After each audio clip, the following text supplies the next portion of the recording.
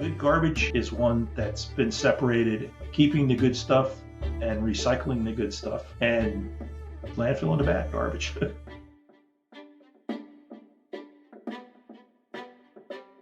Hello, hello. Welcome to the Good Garbage Podcast. My name is Ved Krishna. My primary reason for existence has been to find ways to leave our wonderful planet cleaner. We will be speaking with material innovators, creators, and propagators to learn from them how we can build for scale and towards a regenerative future. Their stories will help us answer the big question, what is good garbage? Frank Franciosi is considered to be an Italian stallion as he transformed the US Composting Council towards creating significant impact while he led the institution. Frank and I worked closely for some time in the past while he agreed to be on the advisory board of Global Compostables Alliance that we were establishing. Each interaction with him added value and was action-packed. He was on my initial list of guests when I began Good Garbage, but it was tough to align while he was actively involved with USCC. We caught hold of him as soon as he hung up his boots. Frank knows the industry, ecology, and the policy landscape in depth, and this became an extremely educational conversation for me, not just on the subjects above, but also on organizational transformation. I am sure you will learn through this as much as I did. Listen and enjoy. Hello, hello. Today we have somebody I've been wanting to get on the show for maybe 2 years now, but he's been a very, very busy man. Frank Franciosi, who is the former executive director of US Composting Council. More than that, Frank, what I heard through our research is that you're also called the Italian Stallion, That's who true. actually transformed the US Composting Council. So thank you so much for taking the time and being on the show. You're welcome. It's great to be on, and look forward to getting some good questions, and hopefully I'll have the right answers for you. Superb. So let's start right at the Italian Stallion. Talk to us about growing up and the influences that you had.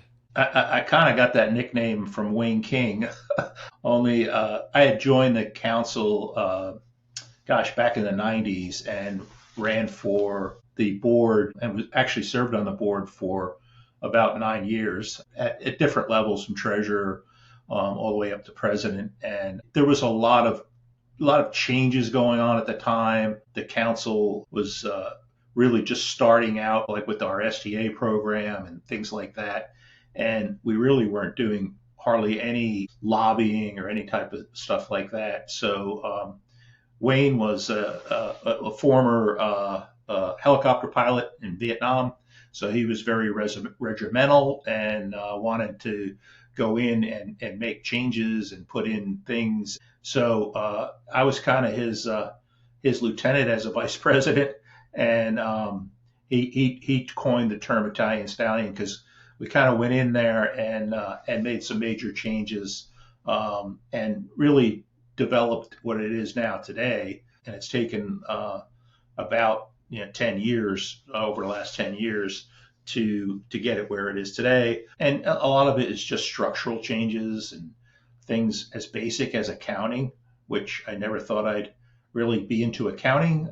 With a degree with plant and soil science, I was really more involved on the scientific part of composting, but learned it pretty quick and realized how important it was to get our books straight, get funding straight, start going after grants, developing a program, hiring the right people, really, the staff. I give a lot of credit to the staff over the years that we've hired.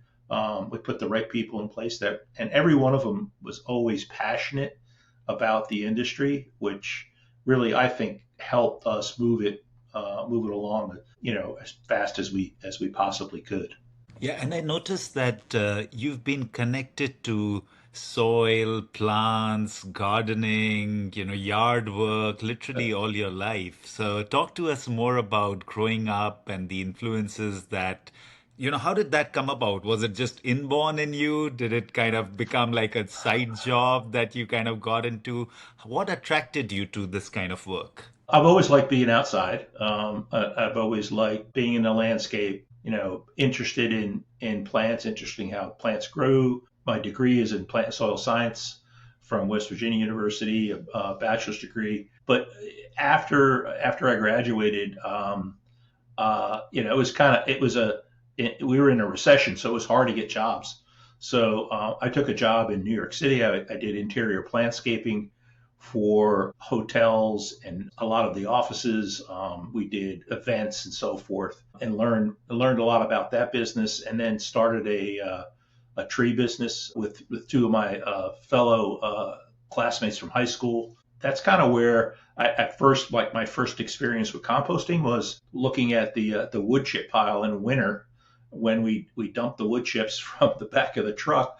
This pile is just steaming and it's warm, so it was a great place to have lunch in the wintertime when you were, it was that quick that mass was heating up. So yeah, I've always just liked being outside, always liked being out in the garden and doing plant identification. In college, we did a lot of that. We did soil judging and really was always fascinated by the organic side because to me it just seemed like, well, this is nature. And, if nature can take care of itself, then we need to figure out ways to where we can really start really promoting the use of organics in agriculture and at the home too as well. I've experimented with compost teas on my home garden, which is fascinating. I think there's a lot. I think the analogy is we know a lot more about what's in the ocean and what's in space than we know what's in the soil beneath us. So I just think there's a whole bunch of opportunity to really start pushing more students, and particularly the land grants. Their land grant universities for years just taught, NPK fertilization, apply pesticides, and that's changing because it's definitely not sustainable anymore. So we're seeing a lot more research being done on microbes and microbial activity in the soil, identifying microbes within compost, identifying microbes within the soil, and we're scratching the surface. But it is a whole universe in itself, as you know. The billions and billions of microorganisms, 1 teaspoon of soil it's phenomenal. Let's dig a little more about that because we hear this and we've been hearing this idea of NPK being harmful and all the challenges that come with it. Early on, maybe 15, 20 years back, I read Fukuoka's work and all the great work that happened even in US with that kind of thought process. Then I personally did a permaculture design program, understood that. But what I find is that whenever we go to large scale farming, it always goes back to, this chemical based work. Yeah. And, people just say productivity is important and we are, of course, causing a lot of harm. So I wanted to understand more from you on both sides. What is the real harm that we cause to our own health by using so many fertilizers, chemical fertilizers? And of course, you being so close to the soil, what are the damages that you've really seen that we create for soil itself?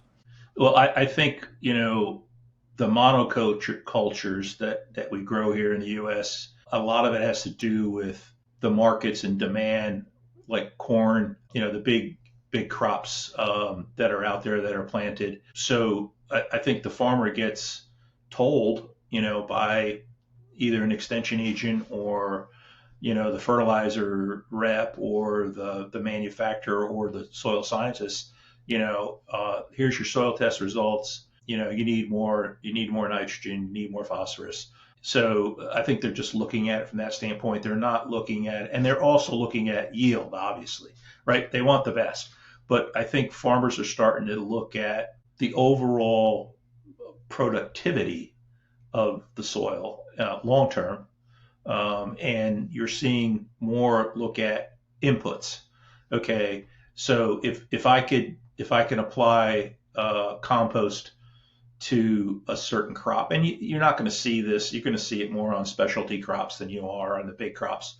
My watering is less. My disease problems start to decline because I'm putting in competing microbes in the soil that didn't exist anymore. So I think it's the net income now. It's not so much the yield. If you could show a better or less input and the same yield, then that's a win, right? Because and then as far as your question about what's happening is over applying nitrogen and phosphorus has caused a huge amount of problems with stormwater runoff.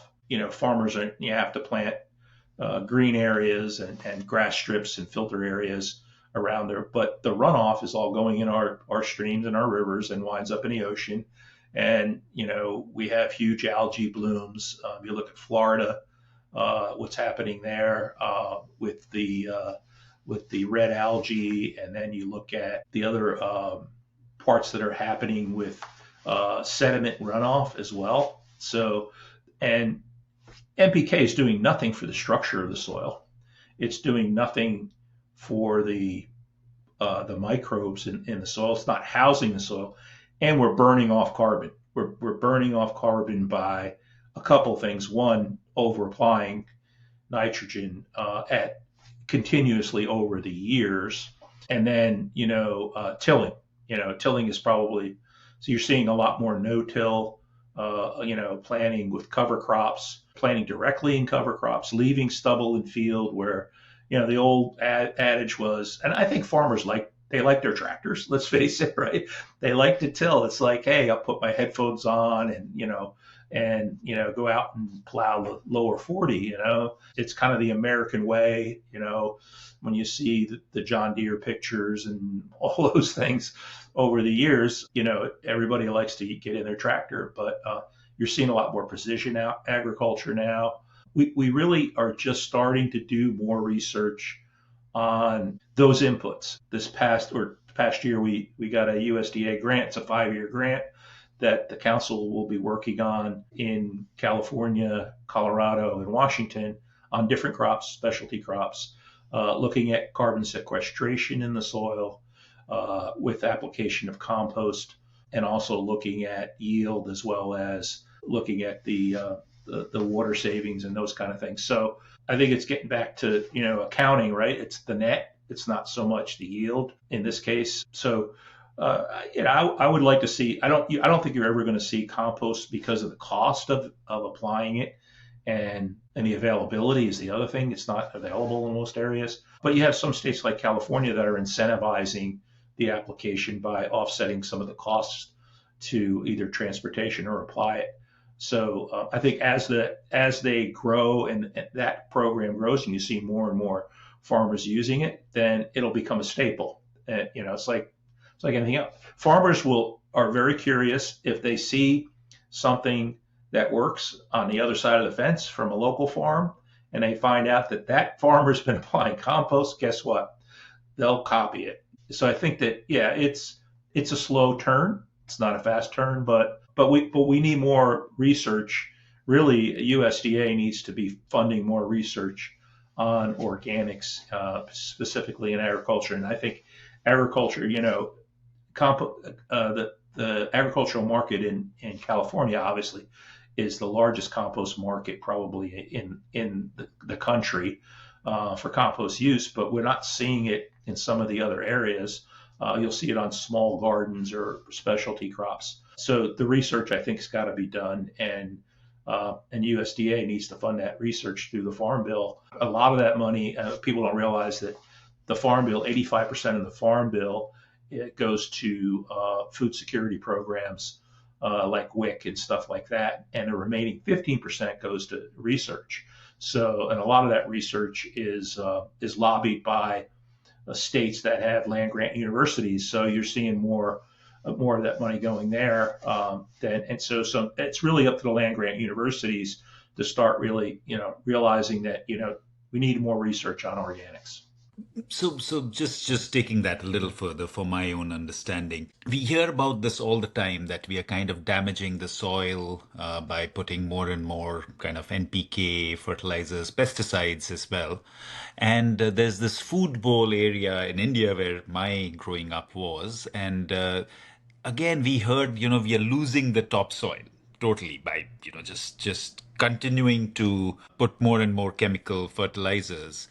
But I don't see that stopping. I guess it's like a vicious cycle. So you have this damage that happens, and then the chemical companies come up with something else, and that gets added. So there's more sale for them.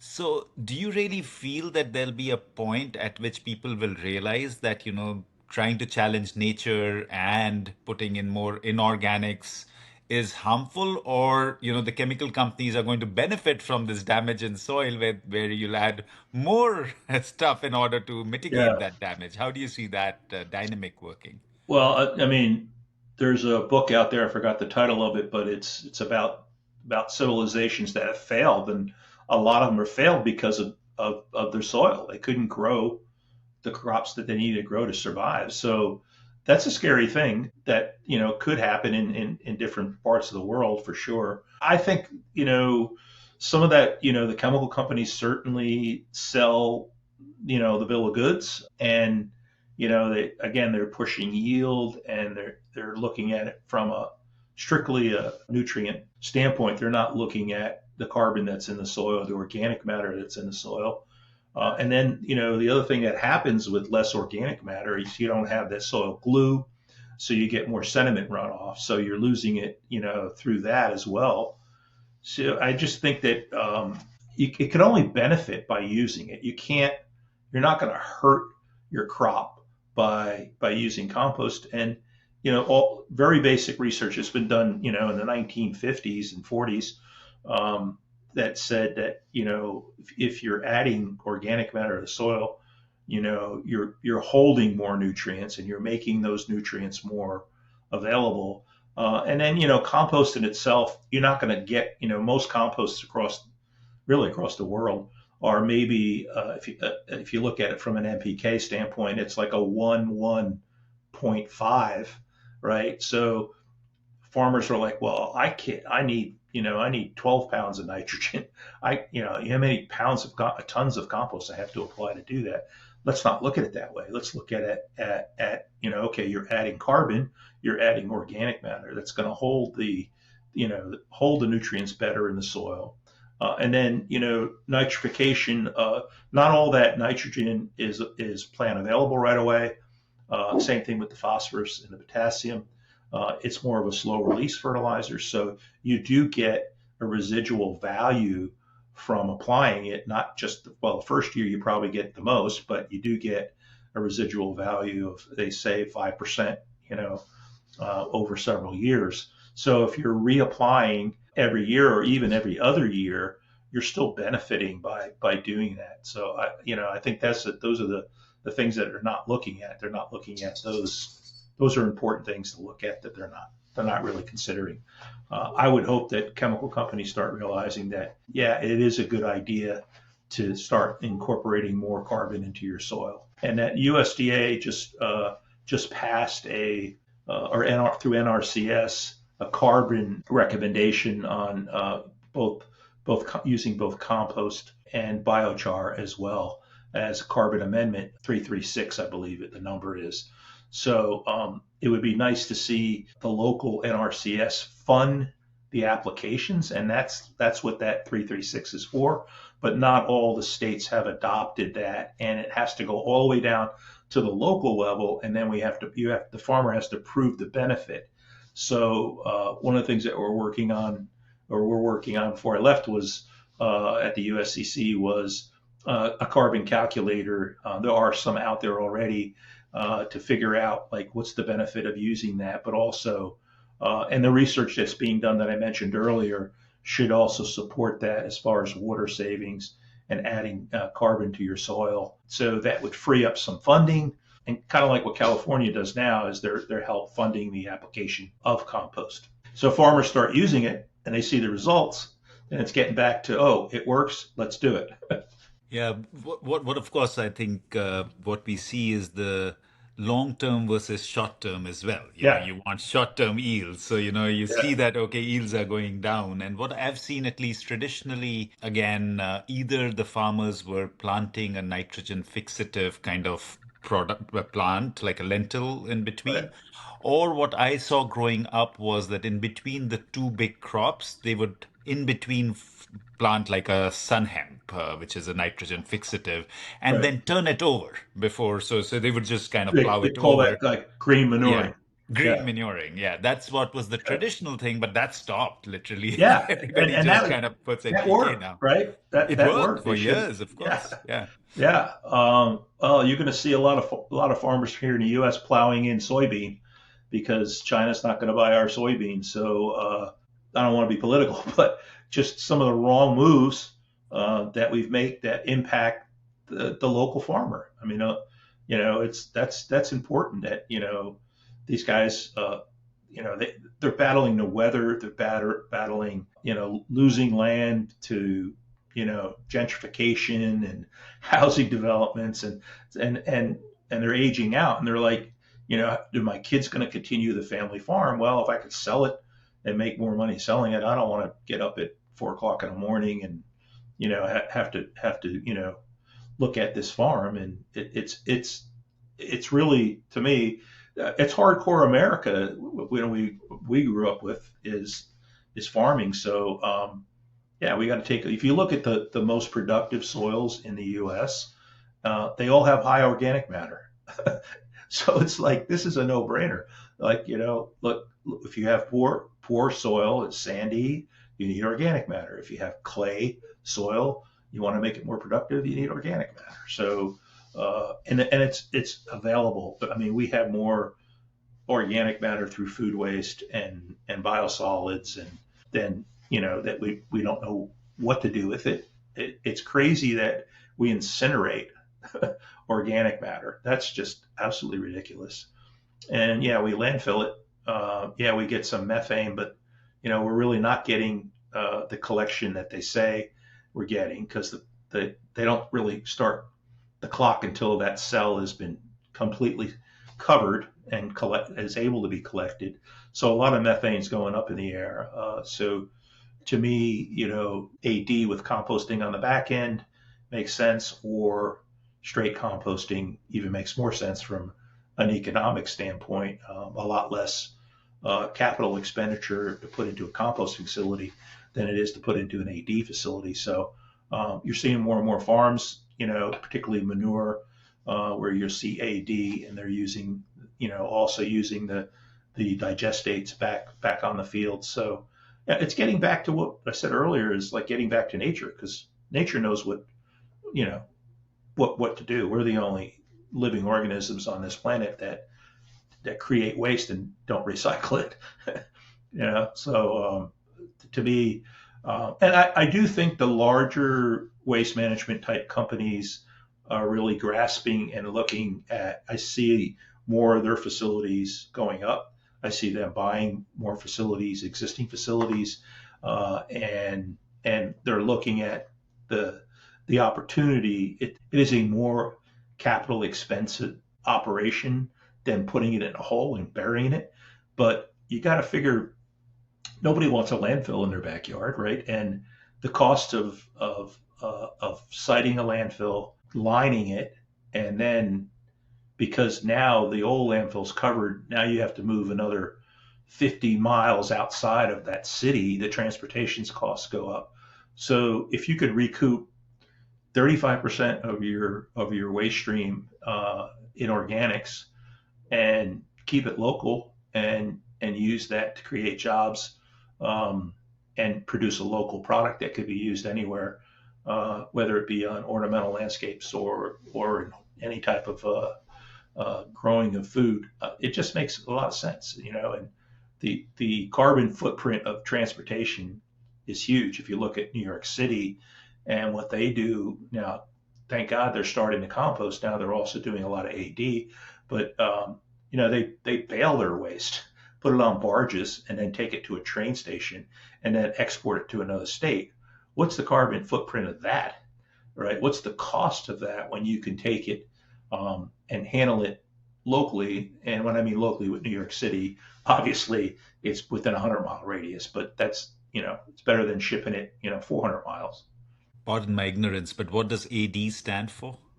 Anaerobic digestion. Okay, to capture the methane. Okay, got Yeah. it. The couple of things that came to my mind, and I want to keep digging a little bit deeper on the soil so that when we get to the composting, we are a little Yeah. more sensitive to what we are doing as humans to the soil. Frank, it'll be great for me and the listeners to understand as well that we can add a lot of chemicals to the topsoil. And you talked about runoffs, but also I presume there's a lot of percolation that takes place underneath the earth. How much do we know about that? The kind of damage that is creating to the water underneath, to the life underneath. Do we have enough information? Because like you were saying right in the beginning, right? We know outer space more than we know our own kind of Yeah. layers underneath. So is there an understanding of that? Is there a damage that Yeah. is happening? Most of of chemicals that are applied are either spreader, right? And so it goes on the ground. If you have heavy rains and there's no buffer, vegetative buffer, or there's nothing to hold it, then obviously, and keep in mind, most of those fertilizers are water soluble, right? That's how they're designed. Some of them do get subsurface injected, but most of them are just applied by spreader. So you have a higher chance there just based on the application of it. As far as getting down into the groundwater, if you have shallow groundwater, like in the eastern part of North Carolina, it's very sandy soils and the groundwater is probably 3 foot below the surface. So if you took a shovel and dug down 3 feet, you'd hit water. So in those areas where you have constant application, and some of this is CAFO, which is concentrated animal feed operations, where they have spray fields or they're applying manure through slurry over year after year on the same land, and it's not getting uptake by a crop. And a good example is they use Bermuda grass to uptake a lot of that. But in a sandy soil over years and time, what happens when that Bermuda grass goes dormant in the winter? It's not uptaking it, right? So it's not using it. So it's going to make its way into the groundwater. So where you have areas where you have very sandy soils, you probably have a higher impact to groundwater below. But even with the surface runoff, eventually, groundwater gets recharged through percolation, right? So another benefit of compost is, and this is when you look at stormwater management on urban areas, you're seeing more and more construction of green infrastructure projects that catch that first 1 inch rain event, which is probably the highest pollutant load, and usually that takes nutrients with it and sediment as well as pollutants. So you see a lot of these green swales, bioretention basins, green roofs being constructed in urban areas, and that's to catch that 1 inch rain event and to slowly let it filter through it. And the media that is used has anywhere between 5 and 10% compost in it, because compost is a sponge. It holds water. And the microbes that are in there also help clean up the pollutants that are in there too as well. And you can grow something like on a green roof or in a grass swale where that plant material is now uptaking the nutrients in it. So, like, I give a really good example. The mall in DC, Washington, DC, has an underground collection system. People don't realize it. But that's all percolating through an engineered soil that has compost in it. And they actually hold that water and then send it to tanks and then reuse it for irrigation when it's needed. So, and a lot of other things that are happening around cities is because of climate change. You see sea levels rising, so you see more and more cities like New York. If you've been up in New York City, in the Manhattan area, all along the shoreline area, they're building parks. So they're multi-purpose. They're parks for people to go to walk their dogs. They attract wildlife, all right, but they're dual purpose. They also help control the stormwater runoff going into the river. The other thing you got to consider is a lot of these municipalities, Philadelphia, Atlanta, New York, where you have a really heavy storm rain event, and we get more frequent heavy storm rain events now because of climate change, right? We get the hurricanes are more frequent. You look at this year, all the flooding that we had in Texas and Missouri and all, we're getting like 10, it's been a year anniversary of Helene in North Carolina. They got 20 inches of rain in 10 hours. So if the soil can't absorb that, right, but where you have combined sewer flow in those cities I mentioned, the stormwater is combined with the wastewater. That goes to a treatment plant. When that treatment plant cannot process it, guess what? They let it go. And it goes directly into the river. So that's what's causing all the downstream effect of algae blooms and stuff that's going on. And, the same lawmakers out there that like to be out in their yachts and like to vacation at the beach, they'll probably be the first people to complain, why is the beach dirty? Why is the water not clean? How come I can't swim? How come I can't boat? Well, guess what? You need to start looking at going upstream and fixing things upstream so you don't have that effect downstream. And some of the most valuable land in this country is along rivers and oceans, right? I mean, so it's like you're devaluing your property. And the storm events are getting more frequent, so insurance rates go up. We're paying for all this. It's just that we pay for it indirectly.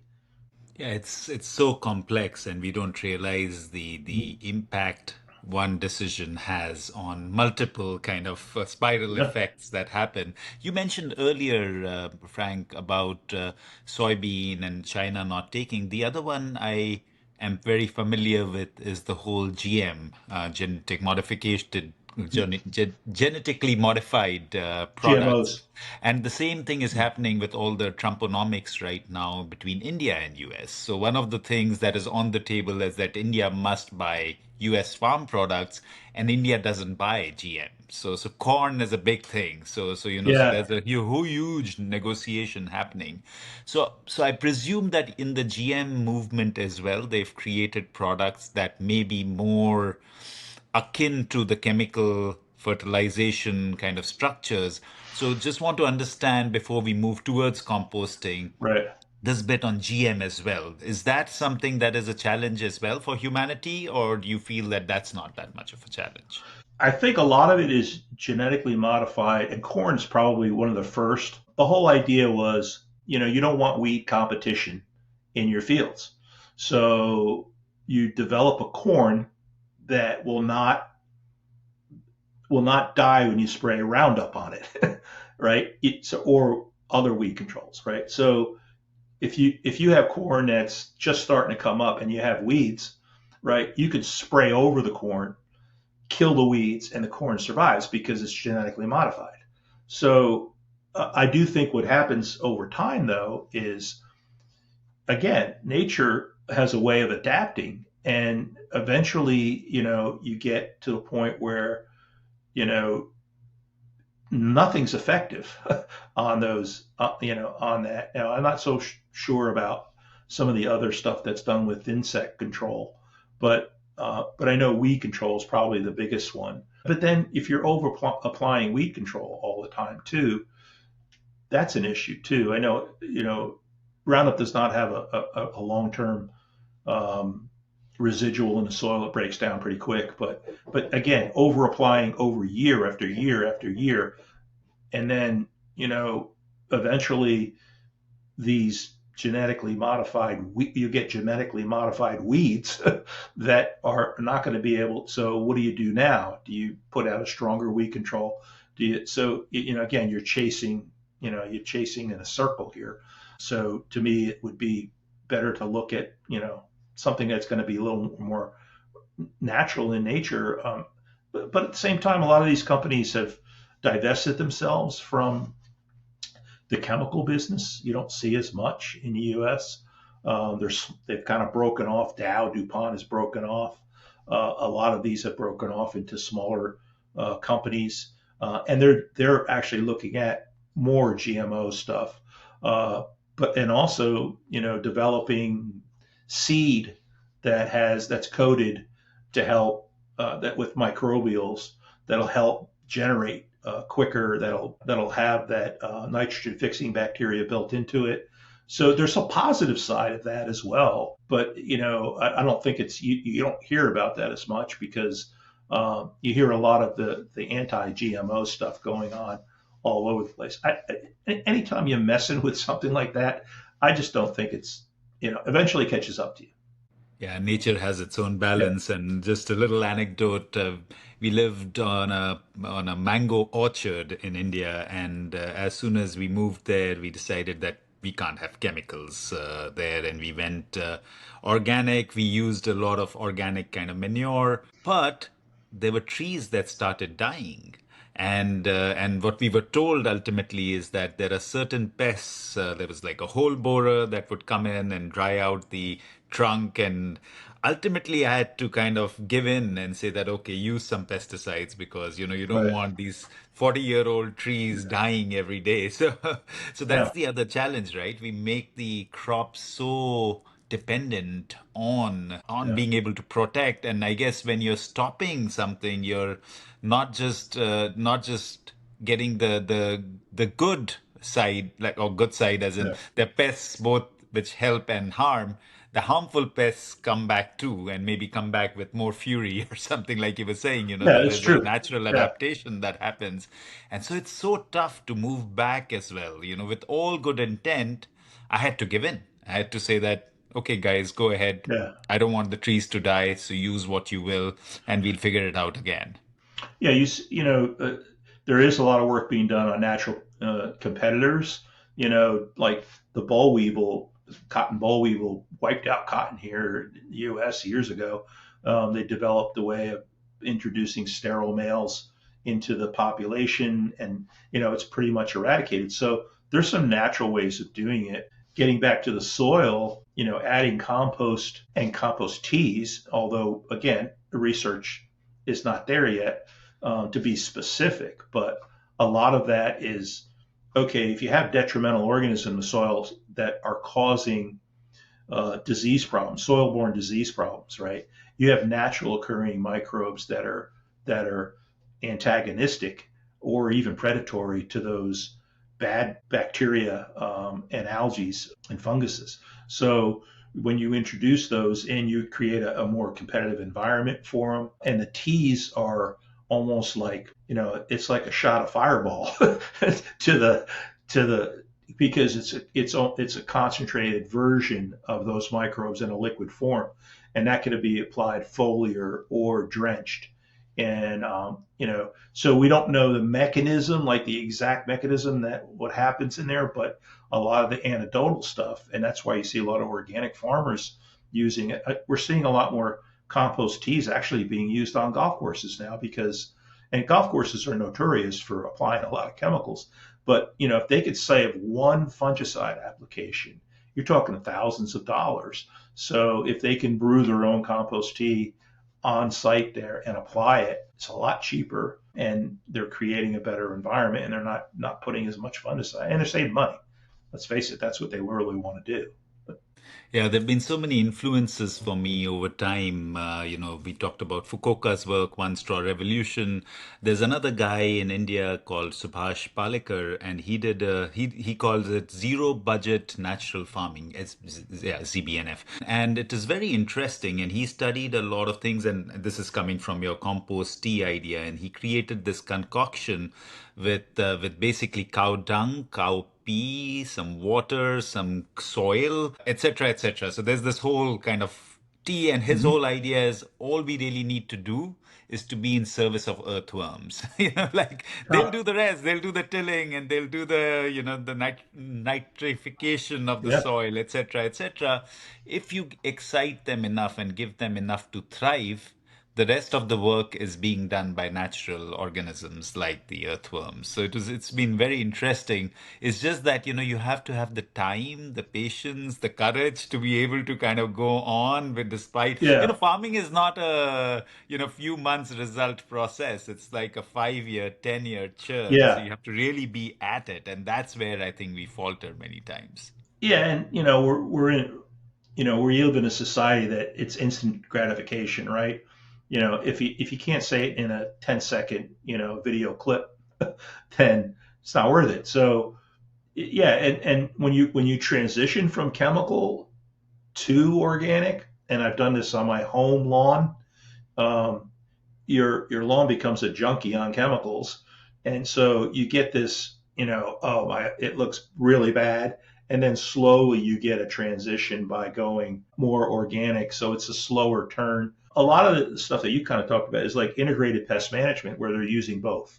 Okay, we don't have anything to take care of that problem, whether it be an insect or a fungicide or a fungus problem or disease. But by doing both, we're trying to slowly make that turn to get more organic. And I could tell you when I first moved to North Carolina, I had clay lawn, and over the years I aerated it and top dressed it with compost. And I went from not having a and O horizon on my topsoil to it going, 2 or 3 inches deep by just continuing to do that every year. And I went from having no earthworms to now I have like earthworms everywhere. Yeah, and that cues us really well to composting. And let's move towards, Sure. this has been fascinating, learning from you about how we are damaging soil and what should we do.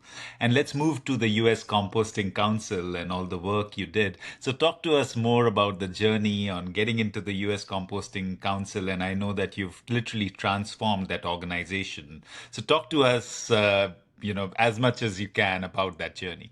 The one composting facility that I was managing was closing, so I had the opportunity to. They were looking for a new executive director. I had been on the board for 9 years, so I kind of knew the inner workings of the organization and like the programs and what was going on anyway. And I'd served at the officer level, so I kind of knew that. So that was a big plus for me going into this job where like I had no experience on running a nonprofit, but I had experience in running a business. And just because it says nonprofit doesn't mean you don't run it as a business. So I looked at the books, I looked at kind of where we were bleeding money, what needed to be fixed. And I'll give you a real simple example. Our membership levels were really low. Everybody was renewing at the month they signed up, which was an absolute nightmare because you never really knew how much money, like the cash flow, you didn't know how much money was coming in, how much money was going out. So, well, more money was going out than was coming in, let's put it that way. So just reorganizing the way we did our invoicing, our billing, we agreed on. We kind of dug in and figured out that most people were renewing between June and July. So we said, okay, well, we'll just change the renewal date to July 1. So we changed our fiscal year to July 1 to June 30th. So we knew how much money was coming in, and we knew how much we could budget and spend. So that balanced the budget for a couple of years, and then concentrated on putting money in programs like the STA program, getting that into a database now. It's tracked electronically for the first time. It used to be just tracked by the labs, and the labs had the data. Now the USCC will have the data, and we'll be able to aggregate that data and look at all the composts across the country and what their pH is, what their feedstock is, what it was made up of, what method they used to compost, whether it was aerated static pile or turn windrow or in vessel, and looking at all the test parameters. There's about 10 test parameters that we test for in the STA program. So that's valuable information. And you think of there's 350 companies that are in the program, and some companies are testing monthly, some every other month, and some quarterly based on the size. So now you have a data bank of what compost looks like across the country. And so you'll be able to correlate that data region by region, state by state, which I think is really important because I think USDA could definitely use that information, and it'll help grow the program. And the other thing we really push is professionalism. We started a certification program for operators, for operating managers and professionals, to try to raise the bar there. We kind of split off the training part, gave all the training to the foundation, which is a separate C3 organization. And really, the other thing we did is we started spending some money on lobbying. We had never really lobbied, and I've been a member since the 1990s, and we never lobbied. I never spent a dime on lobbying. So we realized that we had to do that as a trade organization. And the membership really, it was one of these things that the reason why we started lobbying was PFAS.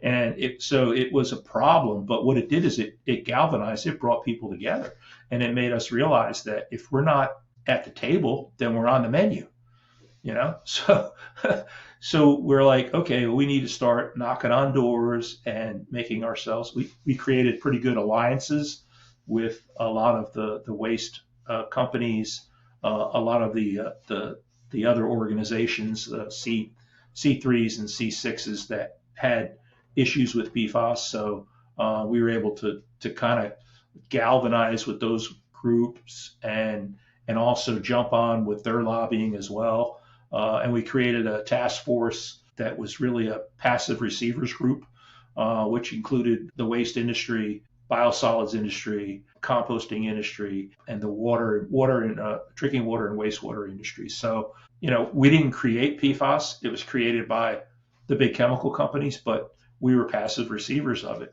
So the way the federal government looked at it is we were going to be liable for PFAS if it showed up in compost. And that's not the case. And it's like we have no choice. We have to take what is given to us. And PFAS is everywhere. I mean, there's more PFAS in makeup than there is in finished compost.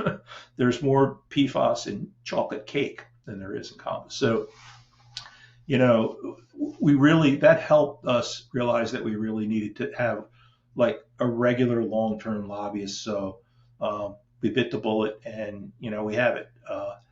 The current administration is not very environmentally friendly, so we really are looking at the next couple of years of just concentrating on developing relationships within the USDA, EPA, and then the key areas that are in both the Senate and in the House, those committees like Energy and Commerce and the Environment and Public Works Group, because that's kind of where we fit within a lot of what's going on, mainly with PFAS, but also looking at funding, like I said earlier, with the USDA and the Farm Bill, is trying to see where we can get our slice of the pie for that research that needs to be done. So it was a slow process. Our conference is very successful over the years. It helps. And I kept telling our members that, your membership dues and your any of the people that sponsor and go to our trade shows and equipment demonstration days and all those funds go to the industry to help support staffing, to help support those programs that continue to raise the bar. So every dollar that you spend with the U.S. Composting Council, you get a return. We went from one state chapter, first state chapter was in North Carolina that I helped start, to 16 state chapters. So a lot of things, because our industry is really, it's regulated at the state level, not at the federal level. Federal level is really only for funding stuff like PFAS, where you have issues like that. State by state, the stronger your state chapters are, the better off you are, because as an industry, that's where it all happens. We're regulated at the state level, both from a product sales side as well as permitting side. So, whatever you can do at the state level is going to pay off long term, and it continues to grow. I think they grow about usually 2 to 3 new state chapters every year. And eventually, hopefully, every state will have a state chapter, and that becomes a real strong point when it comes to lobbying. Because when you look at lobbying, whoever's that chairperson at that committee, they have their constituents at home. and what we've tried to do is trying to get those people and their staffers to go out to a facility, kick the tires, look at the facility, look at what's going on there, and really explaining what composting is. It's not just a backyard program. It's an industry, and it can happen at all levels, from small scale backyard to community, all the way up to large scale composting that provides jobs. It benefits the soil. It benefits the environment. It's all plus, plus, plus. It's not, there's no negatives about it, really. it's all positive. It's staying with PFAS, of course, coming from the packaging sector, that's been a huge buzzword. So, do you find that when you're testing for compost, and because again, like you mentioned, right, it can come from anywhere. It's in the water. So how do you mitigate that risk? Because ultimately, a composting facility is a receiver of numerous things, and that includes, Yeah. all sorts of, there'll be contamination and things like that, and you don't know where it's going to come from. So, is there a certain level that is allowed in the compost, or it's totally like no PFAS? There should be no traces of PFAS. And how difficult would that be for a composting facility to control? Impossible would be the word. Where you have a steady source of material coming in, you can test that. Okay. Like an example, if it's a food processing waste for tomatoes or oranges or whatever, like that's a constant stream. It's coming in. You can test. You can go upstream and test for that. But where you have something like food waste that's collected from cafeterias, or you know, you don't know where it's coming from. So the tests are very expensive, and it's literally looking for a needle in a haystack, because if you look at large scale composting, they're taking in different multiple types of feedstocks, and one day may be different than the next day, right? Like one day they may be taking biosolids, the next day they may be taking food waste, the next day they may be taking yard waste. So it's impossible to test up front. You can look at going upstream and see that, like I said, if you have a consistent stream that you know is day in day out, you can test for it. But again, that's the same situation with them. They don't know where it's coming from, whether it came from the hay that the cow ate, that turned into ice cream, or spent milk, right? So it's very difficult. The other thing is there's no regulatory requirement federally to test for it. Some states have put into effect, not mandatory, but more like voluntary testing.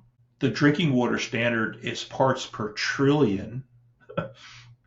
Some of these states are testing at parts per billion. To test at parts per trillion, you really need specialized equipment, and you risk contaminating the sample yourself.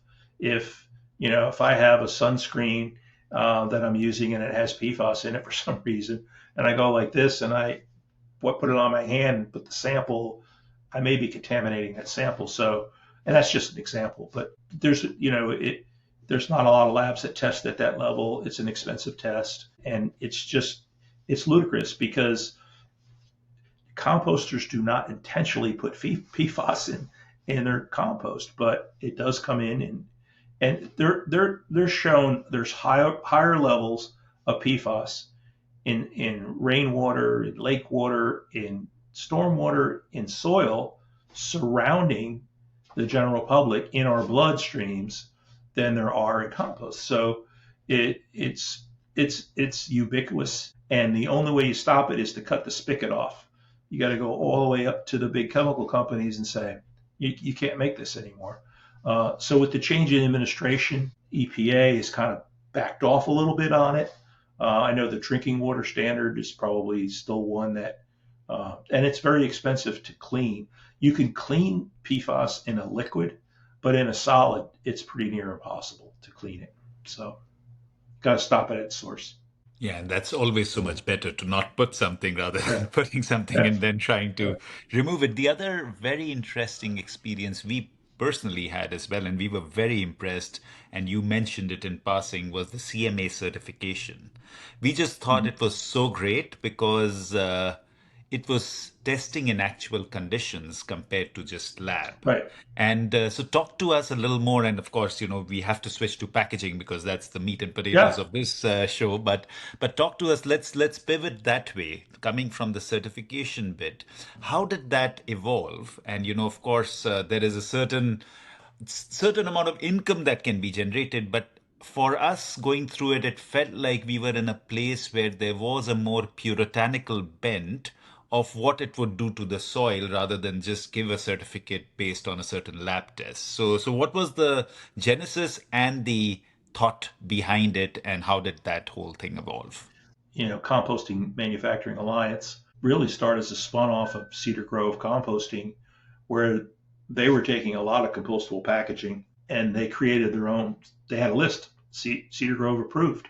They tested different products in their facility, and the ones that worked, they kind of created that, and it got spun off. Some other composters formed the alliance in different parts of the country. They're pretty considerably large composters, and they saw the value of doing it.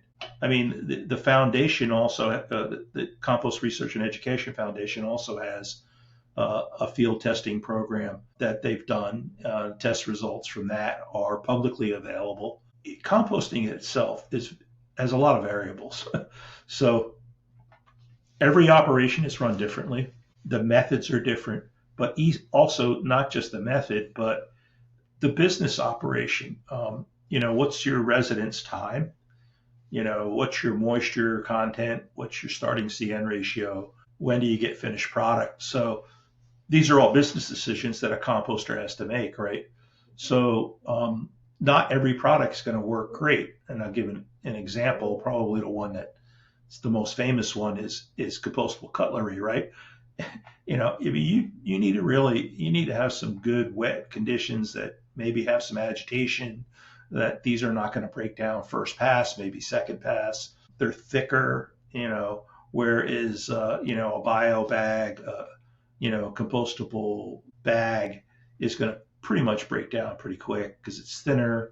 It's going to break down. The microbes are going to be able to get to it. When you look at composting in general, you have a lot of carbon, and the way carbon is broken down, you see a film of bacteria around a large piece of wood. Well, they're able to break down a smaller piece of wood than they are a larger piece of wood, obviously. So I think the genesis was, to try to at least separate it by method and say, this product breaks down in an aerated static pile facility in so many days. The test results that the foundation's doing, those are pretty interesting numbers, that they're finding out that fiber material in some cases doesn't break down as quick as a bioplastic. Again, it's the thickness, it's the method. If you have less than 40% moisture, it's not going to break down as fast. From a composter standpoint, the biggest issue is the lookalikes that come in with compostable products, and determining, there's no national labeling and identification for those products, and then there's no penalty for the companies that make lookalike products. So to me, one solution to the industry, the compostable products manufacturing industry, is to, try to get a national labeling identification law passed, because you have 3 states, probably going on 4 states now, that have their own legislation in place. So take the best of the best and try to get a national. But also, I think the lookalikes have to be penalized, and where you have that situation, it's got to be a pretty hefty fine. So I do think that what CMA has done is they've taken it to another level, and knowing that I always used to tell composters, because they would ask me, should I take compostable products, yes or no? I said, well, that's entirely up to you. How you manage your facility, what temperature you're running at, what moisture levels you're running at. I said that the best thing to do is to test it yourself. If it works, then you put it on your own list as approved, or you sell the compostable product directly to them. As if you're in a turnkey situation, some composters will do the collection, the sorting, the composting, and the finished product sales. So if you do that whole thing, then you have better control over contamination and what goes in there, and you could police it a little better. But I think those are the biggest issues. I think most of this stuff will break down in the right conditions. It's just a matter of what else is coming in with that. Look, I saw the other day, I was at the grocery store. I saw first of all, I don't know why people put bananas in a green plastic bag when a banana has a perfect packaging, right? But so, people are putting bananas in that green plastic bag, and some people probably think, oh, it's green, so it's compostable, right? No, it's not, and you don't even need it. So I think what they've done is good. A lot more research needs to be done on it, but also legislation, I think, is the answer in a lot of cases, and being more selective on what composters will take is, and that's their prerogative, right? I mean, whether they want to take it or not. But if they do take it, this whole EPR legislation, extended producer responsibility, you know, some states will say, oh well, we're gonna tax compostable products. Well, there's nothing in the language that says that money is going to go to composting facilities. So it's like, I mean, EPR could possibly be one of the solutions to help either the contamination issue, or maybe giving composters more funding for sorting lines. And I mean, there's things that can be done, but it has to be written. I think a composter should be represented on all those EPR boards, because they're the ones that are taking the material, so they're going to be the ones experiencing real world situations. That's interesting. I did not think about EPR and composting, but I want to take a step back. We would like to take a minute to thank our sponsors. Good Garbage is sponsored by Packer, a family of brands that produces compostable packaging and works to implement regenerative solutions. Packer's new project is to bring compostable food serviceware and food carry products to the North American marketplace. Learn more at packer.com. Now back to the conversation. My presumption is, and correct me if I'm wrong, that ultimately you have to produce a homogeneous product, that this is my compost, this is what I'm going to sell, and it is going to have a certain percentage of carbon and nitrogen, etc., etc. But my input is completely non-homogeneous at times, right? It could have a certain ratio of yard waste and food waste and now packaging. So how difficult does it get for a composter to create that homogeneity? Or is it natural that ultimately the configuration, once it's compost, it's going to be similar? So educate us a little bit on that. Along with that, what you mentioned was rate of degradation. And how does that impact the composting system? Because things may degrade at a different rate, even if the Yeah. temperature and moisture is kind of constant. So those two things, the input control resulting in the output, and the process of maintaining a certain temperature and moisture, and how that impacts degradation.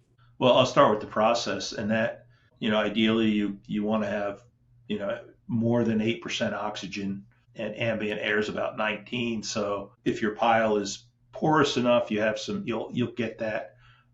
If not, then you get to an aerated system. Aerated systems tend to dry product out, so moisture is important. Moisture, you want above 40. You probably want 50 is ideal. Starting should be about 60. Without that, the microbes aren't going to metabolize, and heat is created as part of their metabolic process of these microbes. So heat is important from a sanitary standpoint as far as meeting PFRP, process to further reduce pathogens. So, most states require the EPA 503 regulations on pathogen reduction and vector attraction, which is another thing you need to meet. So heat is an indicator of good microbial activity, right? So if you're running your facility right, okay, you're going to meet PFRP, no problem. You're going to definitely meet VAR, vector attraction reduction. You're going to probably break down most of that stuff, except the stuff that's really thick. But the seasonality of composting, if you're in an open air windrow and you're in Southern California in summer, you're probably not running at 50% moisture. You're lucky if you're running at 40, so unless you can add water, and water's expensive in those areas unless you're pulling from a natural source. But if you're pulling from a natural source, you have to worry about PFRP again, because you might be inoculating that pile with, salmonella or fecal coliform. So there's that balance of trying to, run it as efficiently as possible. On the back end, a lot of the parameters kind of level out. I'll give you an example. pH in compost across the country, it's 7.1 neutral, right? So even if you start out with, orange rinds, you're going to probably wind up with That's just the the nature of it. NPK will depend on your sources of feedstock coming in. Some feedstocks like chicken manure is going to be high in phosphorus. You're not Potassium never really gets that high across the board. So from a fertilizer value, most composts are like a 1.5, like I said earlier. Like a biosolids or a heavy manure compost might be higher in nitrogen and maybe even higher in phosphorus because of those reasons. So feedstocks, yeah, how you compost it if you're reaching those temperatures, and then are you letting it cure enough to where it stabilizes. You're not getting a reheat. Your end product market's really determined based on how it tests out. If you have a consistent product, you can pretty much market it to any of the horticultural markets. If it's high in salts is a problem. It's a problem in some states because just the nature of it, and sodium chloride. But there are also some fertilizer salts that could get leached out. So if you have one that's really high in nutrients, it may also be high in soluble salts. If you're handling a lot of processed food waste, it's probably high in salts. So salts, you want to try to keep salts below 5 millimoles per centimeter. When you get above that, then you're really limited on what you can use it on, unless you soil incorporate it, or it leaches quick. It could leach out. The sodium chloride really never leaches out. It's pretty stable. So, but those other salts can be leached out. Yeah, maturity and stability are really important. Whether is it still active, or is it mature, and is it stable? Will it grow something? My wife tells me that I'm immature and unstable all the time, but you can test for that now.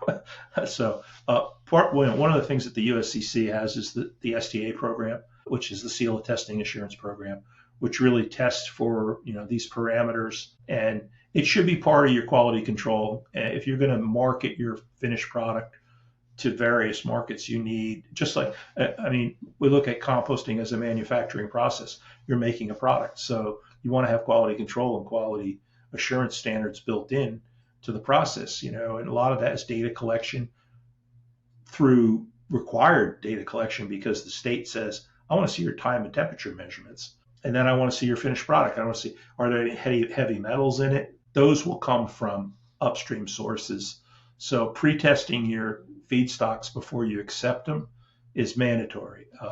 In fact, a lot of states require that you run an analysis, a pretty deep chemical analysis on what's coming in on that specific feedstock, because that can raise your. I'll give you an example: hog manure, or even hog manure is high in copper and zinc. Well, you know why? Because they feed hogs copper and zinc to speed up their metabolism, and for health reasons. But it's in the feed, and they've done studies where they've been able to cut that in half and still see no health effects, but it's in the manure. So it's higher than the EPA 503 levels, a lot of that manure, because of that. And so what do you do with that?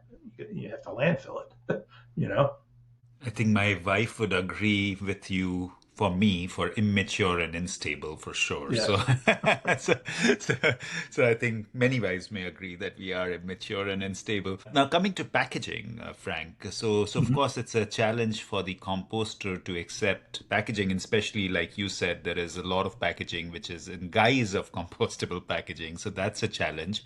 So how do you see that progression happening? Because of course, as a team and as people deeply wedded to the idea of altering packaging to make it more nature aligned or compostable, Yeah. is a mission that we are on.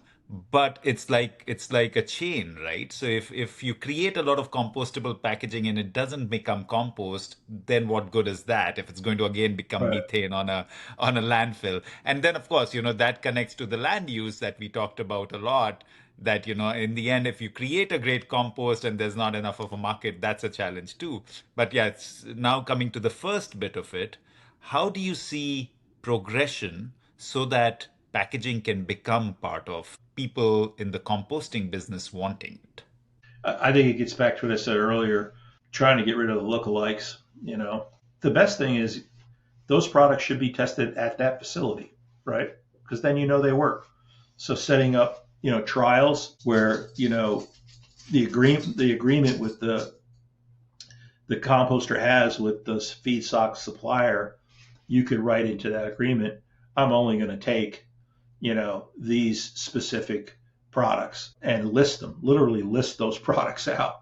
Some composters take just the fiber-based products, and one of the reasons for that is not a lot of lookalikes. Fiber tends to turn brown.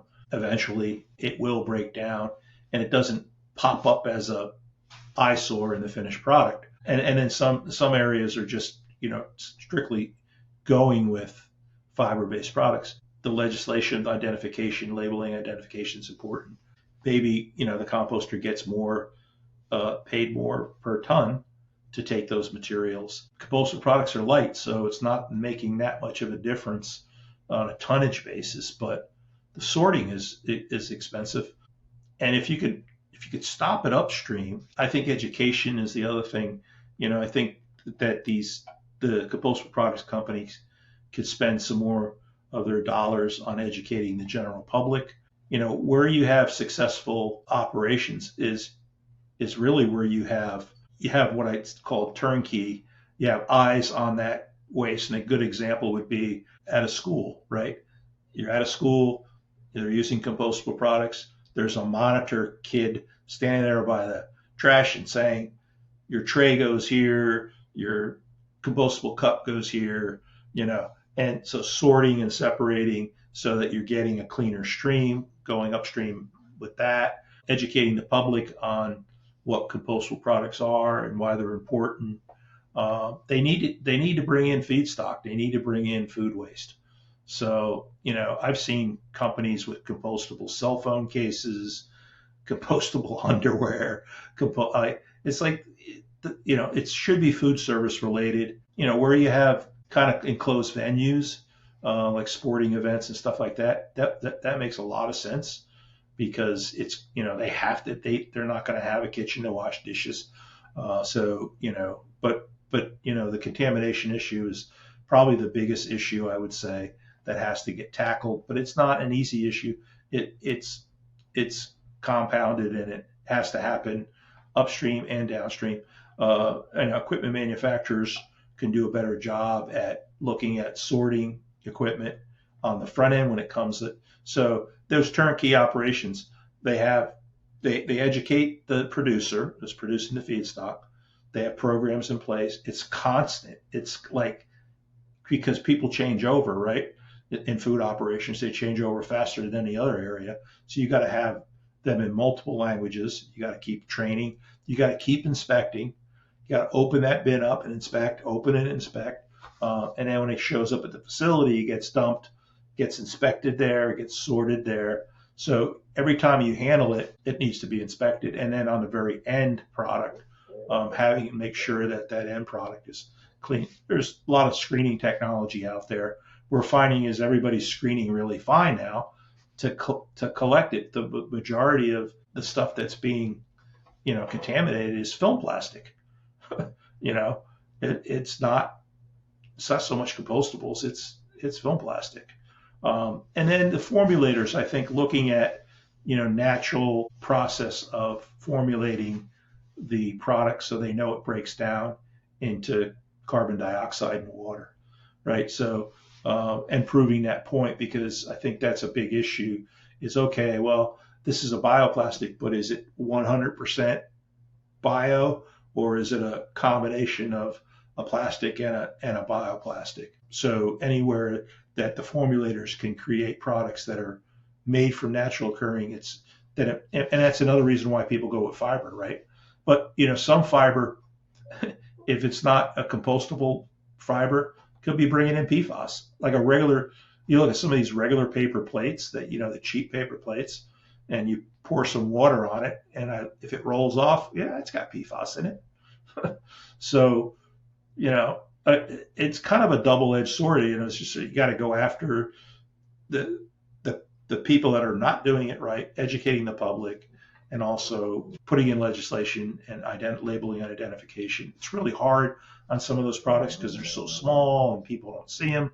But a simple way of doing that, I think color coding, I think makes a lot of sense.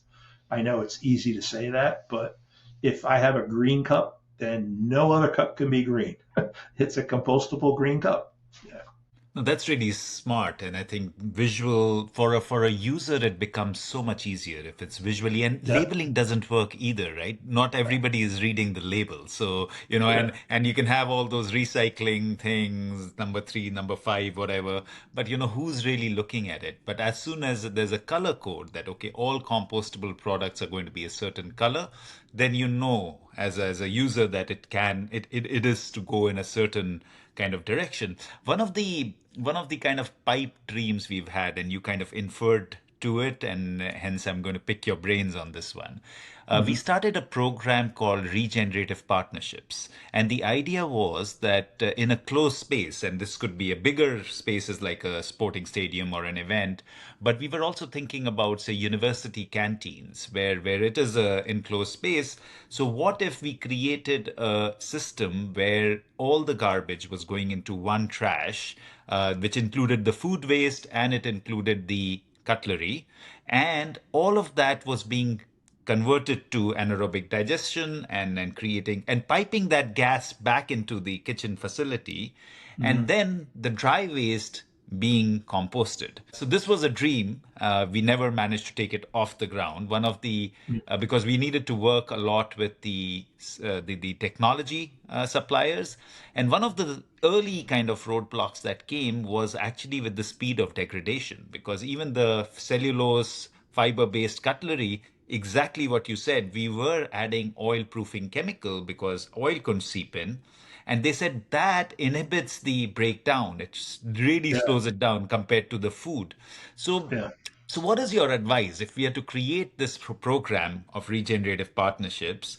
How would you say that we should go about it so that at least the closed areas where there is a garbage collection in a singular space actually creates value for the customer by giving them gas and then compost, even for Mhm. campuses like university campuses? Do you think that's feasible, number one? And number two, if it is, how would you go about it?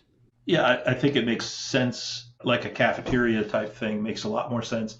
A lot of these venues, sports venues, you look at football, they're home one week, they're not home the next week. So it's not constant flow. Whereas, well, even in the school system, you have vacations, and they're if they're on traditional calendar, they're gone for the summer. So, but like something like a university or a campus where you have that makes sense. I think one of the issues with anaerobic digestion is it can be very finicky.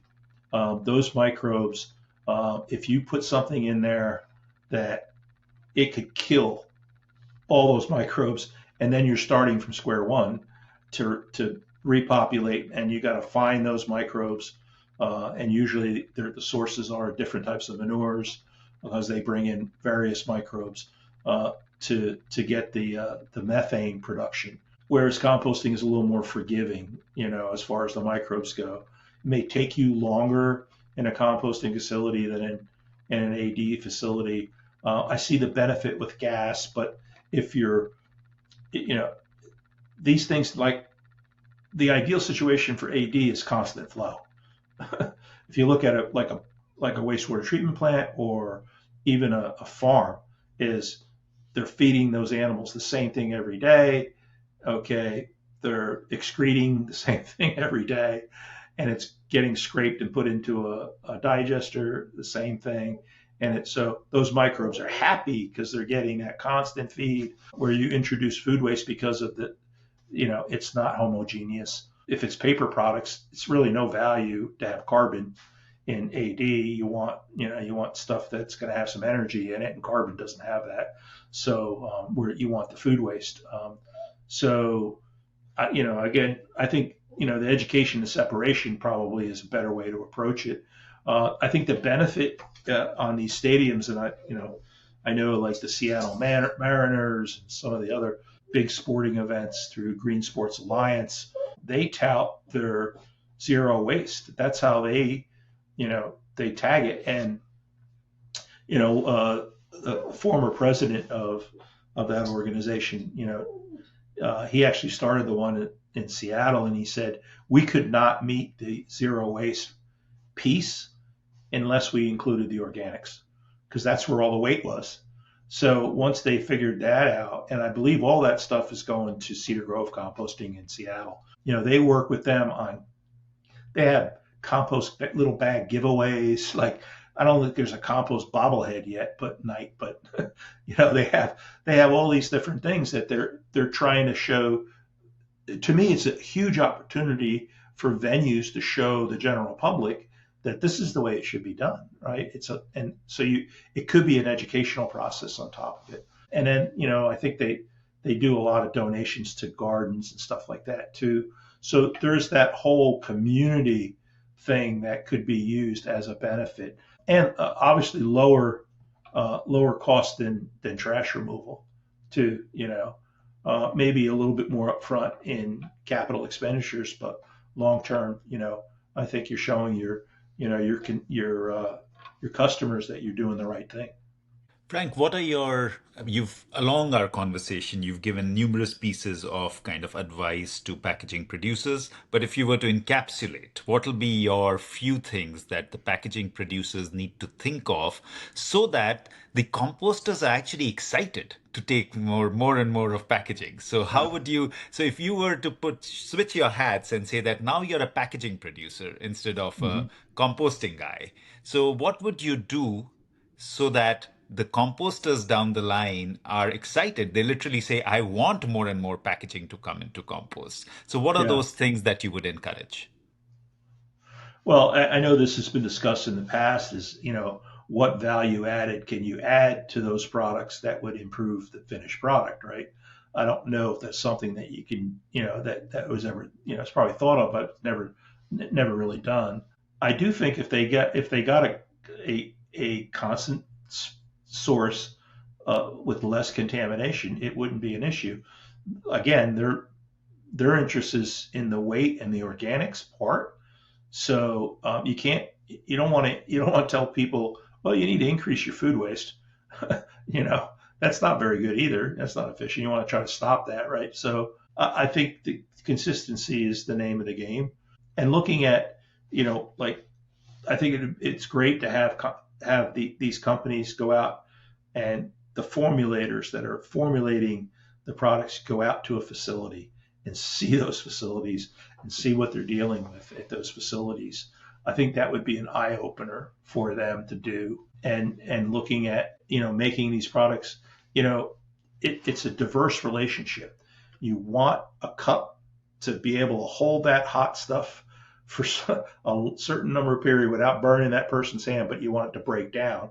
So you got two different, deltas going there, and it's really hard to do that. But looking at, I think natural materials is huge. What's out there. I know PHA has got some good potential, although I know that that's been taking some hits lately too, as well, with the manufacturers of that product. But I do think that makes sense because it could be generated from a microorganism, and anything that you can look at in nature that you can replicate that would make it as benign as possible or value added as possible. Like I said, I think your design, you're never ever going to get them to break down in 3 days, right? It's like that would be ideal, but that's not going to happen, So, looking at the data that say compost, like, the lab data says, oh, it breaks down in 90 days, right? Okay. How can we get it to break down in 60 days? That would be ideal. Like, how can we push the envelope a little bit? And I don't think you're going to do that without really, using people like CMA to go out and doing your testing, and getting the information back to those formulators so they can really design a product. But I think some of the other stuff, that's really long term. Some of the other stuff, the labeling identification is, I don't want to use the words low hanging fruit, because it's not easy to pick that fruit. It's a lot of work, to go through and try and going state by state. But I think it's better to have a national legislation on labeling and identification of these products than to have, each state change the color or change the wording, or, more of a universal approach, I think is beneficial, because otherwise, you got a runaway train, and it's really going to be hard for these people to put different, labeling, different coloring on these products. Oh, we're shipping this to, Georgia, it has to be a different color. Or if we're shipping it to California, it has to be a different color. Yeah. Yeah, that would be an absolute pain. And I'm glad that you mentioned earlier as well when you were talking about bananas. And again, nature, I just feel you're so right, because nature does it all the time, right? Carrying something for a significant period and, okay, maybe not a hot liquid, but a liquid nonetheless, like a coconut would do it.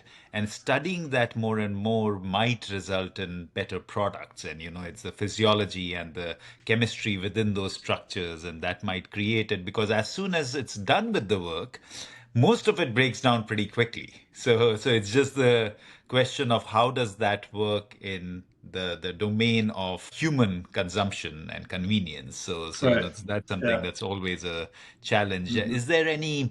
Are there any of these materials that are an inspiration to you, that this is a great natural product which is great for packaging and people should be adapting to that more? Well, I mentioned the PHA. I've looked at that. To me, that looked like it had a lot of promise. I understand that, a lot of it has to do with just being able to ramp up the production to get it to where it needs to be. But, I thought that had a lot of promise. More and more research, I guess, done on natural occurring substances that are out there that can be used. One area of encouragement before I left, we were talking with all the other international compost associations, and actually through a forum that the Composting Council of Canada put on, and Susan Antler and her group, is the labeling of fruit stickers, fruit and produce stickers, PLUs as they call them. To me, that's a really good starting point, because you have you have bananas. They're not produced in the U.S., right? They're produced in other countries, but a lot of times they don't get labeled until they show up in the U.S. But labeling is important for, the price lookup. That's what PLU stands for, right? A lot of acronyms in this session, right? Is, to make those materials break down, compostable glue, compostable ink, and compostable material, right? Whether it be bioplastic or whether it be, a fiber-based product.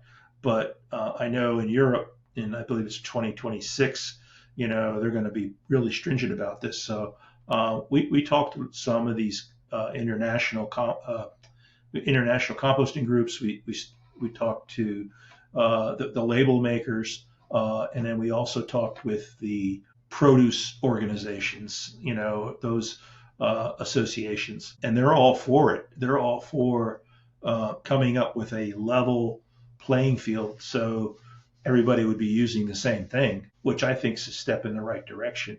So I would love for it to get to that point. And we are in a global society, even though a lot of it may be slowed down by tariffs. We all depend on food from all over the world, and particularly in the U.S. here when it comes to fruit and stuff like that. And I just think it's a great way to go, is to try to get everybody on the same level playing field. So you have different certification organizations in Australia that you do in Europe and the U.S. and all this stuff, and it's like, just make the product, simplify it. And I know in Italy they've decided that, paper, compostable adhesive, compostable, all soy-based inks and stuff, and they're making the stickers brown. So it's like that's to me is, like, figure out where the common denominators are and work together. I hope this gets off the ground in the next year. I think it has to in Europe, but I do think that one of the things is just, you never think about these things, but ramping up to make these labels, like the labeling companies, they need need a year or so to ramp up to get their machine. They have to work on existing machines, right? They have to be, tested to make sure that they meet the European criteria. With the inks and adhesives and all that stuff. So, but they're working towards that, and I think it's great, and I think it's gonna help hopefully catapult into some of these other compostable product areas. Yeah, no, I agree. And of course, there is various complications there, even from a perspective of a packaging producer. It's a huge challenge to get certifications, different certifications in different countries Yeah. and different costs, right? Each time you go, because Yes. that's also a money earning Right. system. So, a TUV will charge you something, and then a BPI will charge you something, and the Australian agencies charges you. And again, and then many times, Frank, you and I know it's the same test, like it's the same Right. ISO's kind of standard that is being tested Right. on, but they won't Yeah. accept each other's. So that's Yeah. a huge challenge, because then it's a lot of money going down the drain for producers, and that becomes a challenge for a new region that to introduce products. Okay, taking this conversation more towards closure, what's next? What are you excited about in the next 10 years? What is Frank going to transform now? And what is the trajectory that you're Well. looking at? I know the retirement is recent, but I'm quite sure that you're thinking of something. So what is that? Uh, well, I've spent the last couple of months kind of pondering that, but I'm working my way through my wife's honey to do list. So when I get through with that, it may take me another couple of months. But I'm hopeful that we can increase the amount of facilities here in the U.S. And that's something, you know, regardless of whether they're taking compostable products or not. We just need more facilities and to figure out, kind of simplifying it for um, the business person that wants to get into this industry. We did a really good job of the product testing. We're getting the certified operator training. To me, there's a business aspect of this industry that it's difficult to do startups and to figure out what are the kind of basic level stuffs that you have to do to start a facility. And again, because of our industry varies, it depends on the state you're in, right? But I would like to see federal funding for areas that need facilities and data collection. I think data collection is probably the biggest problem that we have because it's fragmented and the states run the permitting process. A lot of states require an annual report from the facility, and you have to show tonnage in, tonnage out. What your feedstocks are. What your inventory is, what your capacity is. Like we're lacking those numbers on a national basis. So I know that the council's working on trying to develop a database for that purpose because I don't think the federal government's going to do it, to be honest with you. And by the time they decide to do it, um, I think the U.S. Composting Council probably can have their database up and running. But I think collecting that data is important, and then also looking at where all the food waste is being generated, uh, and being able to layer that on top of where all the facilities are, and see where there's huge gaps and deserts that need facilities. So then the federal government can pinpoint some areas where funding needs to go. If you have an administration that is pro environment, those funds will become unfrozen and will start flowing again. So I think preparing for that in the next 3 years is going to be important to really to know what needs to get done and what's the price tag of that, right? And then states. I'd like to see states because nothing's happened on the federal level. States being a little bit more proactive on increasing their funding or tax breaks or like looking at creative ways to help fund the industry. I know some states will put a tax on their trash and use that for the purpose of recycling and composting. I don't see a lot of it going to composting. I see most of that going to recycling, which is a whole nother issue in this country that you could spend probably 10 hours talking about. But, the data on recycling and composting is horrible. And so if you're trying to plan a business, you need to know where you are and, what's the opportunity, what's the universe look like, what's the market look like, where are all the deserts out there, where is all this stuff needed, and where is it all being generated?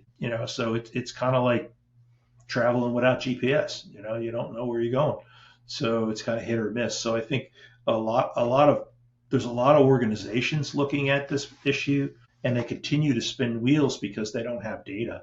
So I would like to see better data collection, and hopefully that leads to better funding sources for the industry. Oh, that's a great direction to take. And yeah, the more we see businesses, you're so right. Like if you cannot measure, it's difficult to kind of control the outcome. So the Yeah, more and you have data, yeah, sorry, go ahead. every business measures has KPIs, and they measure Yeah, they don't want to create waste because waste is money, right? So, yeah. if there's a better alternative to it, then it makes really common sense. But that's not happening. The U.S. is fortunate is we've got all this land mass, so we can continue to build landfills, and that's not good garbage. It's bad garbage. Yeah, you yeah, know. yeah, Um, exactly. so let's figure out better ways to split up that better recycling rates. For years we sent all our plastic overseas, and it's like why didn't we build plants here to handle that plastic? I know there's some companies out there looking at reformulating plastic, breaking down the chemical components of it. That's exciting. Instead of sending it overseas, it's like you know create those plants here. That makes total sense to me. You're shipping bales of plastic soda bottles to Southeast Asia. That doesn't make sense to me. Absolutely. And that cues me perfectly for my final question. What is good garbage to you? Good garbage is trash that's separated. Yeah. I think that's good garbage because then you could look at the components and like, okay, if you're not building landfills, there's only a certain amount of landfill space. Stuff that has to be landfill should be landfill. But I think aluminum is pretty high recycling rate, maybe 85%. Steel's up there. Plastic's like 10. It's like that's just ridiculous. I mean, stop making, again, stop it at the spigot, like figure out better ways. And I know there's groups out there looking at packaging in general, specifically related to food and what makes sense. Like, don't make a compostable soda bottle. That's stupid. To me, the source separation has got to happen, and it's going to take a lot of public education and outreach to get people to do a better job at sorting and get manufacturers looking at not making products that are greenwashed. If that 35% could be captured, it would be huge for the environment, but also for jobs, as well. The greenhouse gas avoidance number is big, but also the jobs numbers. It's something like 14,000 jobs. You have more people employed at compost facilities than you do at a landfill. So it just makes sense that it's kept local. And you look at all the other impacts, like the carbon footprint of transferring trash, 300, 400 miles on tractor trailers or trains. That's expensive and it's not sustainable. So looking at things more from a local level, I would love to see more. And I think as people age out, you get more people that are more attuned to the trash issue. Let's face it, as a taxpayer, you're a taxpayer, the municipality is really the key point, right? They have to provide trash services, water, sewer, right? Okay, and health and safety, police, whatever, fire. They have to provide those services, and those are coming out of your taxes. So, it makes sense that the municipalities look more long term and say, we're not going to build more landfills because nobody wants those in our backyard. So how do we look at this where maybe we can get an enterprise zone going where we can get a plastic recycler to come in and site it at one of our, somewhere in one of our towns in our municipality, area. Maybe we can get a composting company to come in and take care of the organics. Good garbage or good trash is one that's been separated, keeping the good stuff and recycling the good stuff, and landfill in the bad garbage. Thank you so much, Frank. This has been such a enlightening conversation for me to learn so much. And I expected that, from the first few conversations we've had that, there's been a lot of learning.